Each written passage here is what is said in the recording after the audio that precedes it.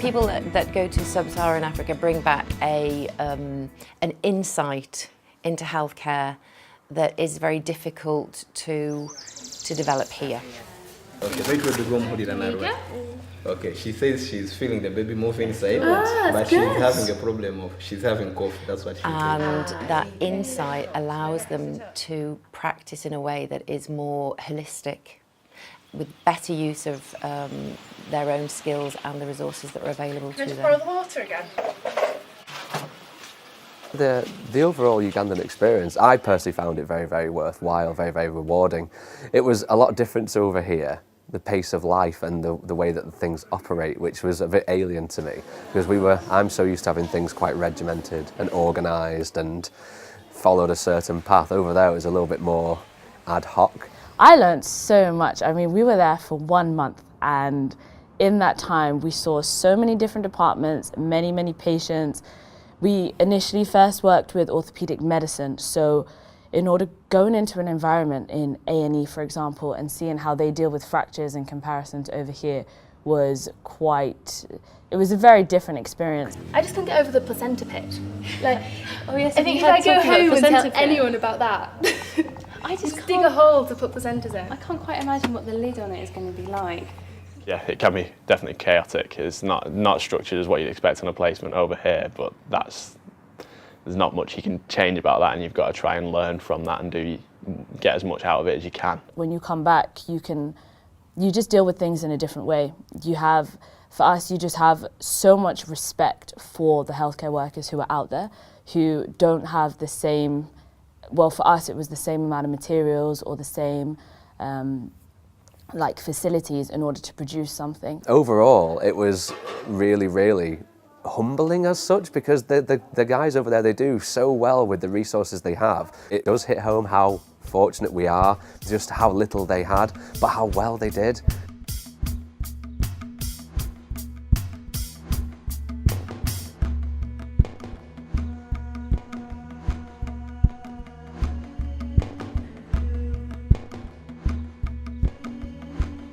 Yesterday and today we've been at Kagoti Maternity Ward and Medical Centre 3. We've been basically cleaning and revamping the medical centre, giving it a good lick of paint, and they're installing some new facilities like partitions in a couple of the buildings. We're nearly done actually. We've been painting inside, all the walls have been done, floors have been cleaned, and furniture's been moved out. But whilst we've been here, we've found an awful lot of dated literature as such that was all over the walls. Some of them are relatively up to date and got decent enough references like World Health Organization. Some of their posters are quite relevant. So what we're going to try and do is basically redo a lot of the posters that they've got here, make them a little bit more up to date, use the use of our modern sources and more of our up to date sources.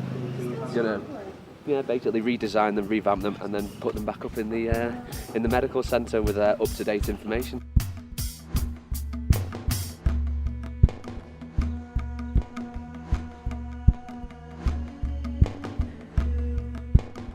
Something different. It's something that most other students won't have done. Yes, they'll have had Erasmus placements, but they won't have gone to Central Western Africa and worked in a low resource centre, and they'll draw upon that. They want to know what you've learned from it, what you've experienced, what sort of conditions you were treating, and yeah, it'll go before we've even put it on the TV. It'll help me in my final year. He has got other skills. You didn't mention those this morning. No. Right there, didn't I? He's doing dinner tomorrow. What can he do? Cook. I asked him if they got other skills. Employers are looking for individuals that have demonstrated that they understand that there are different contexts to healthcare and it changes all the time, and that they have the capacity to deal with those changes. I feel that you become a better healthcare professional. You develop those interpersonal skills, you're working with many different members of staff, and it's about getting a big team in order to be able to treat one patient. Right from the off, after I'd got through the interview process, I went to the group discussions afterwards, and I had a clear direction of where I was going to go. I'd spoke to Louise, and she'd found a place in Fort Portal, a child development centre, and I'd just finished a paediatrics placement at Manchester Children's Hospital, so it was like brilliant. We'll tie that in for me as well.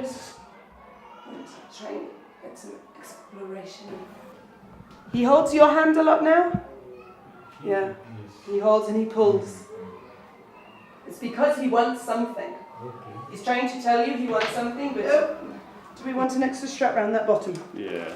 The place we were working at is a Chininga Child Development Centre. The idea, the main idea is that they want to offer help to any of the local families and local children that have development goals or development issues. It started off as an NGO, and it was supposed to be giving affordable options for the local Ugandan community, and then they realised when they started it that there really isn't any affordable options, and it is basically what you'd see as a normal charity in any sort of poverty location or in the UK. Good, bro.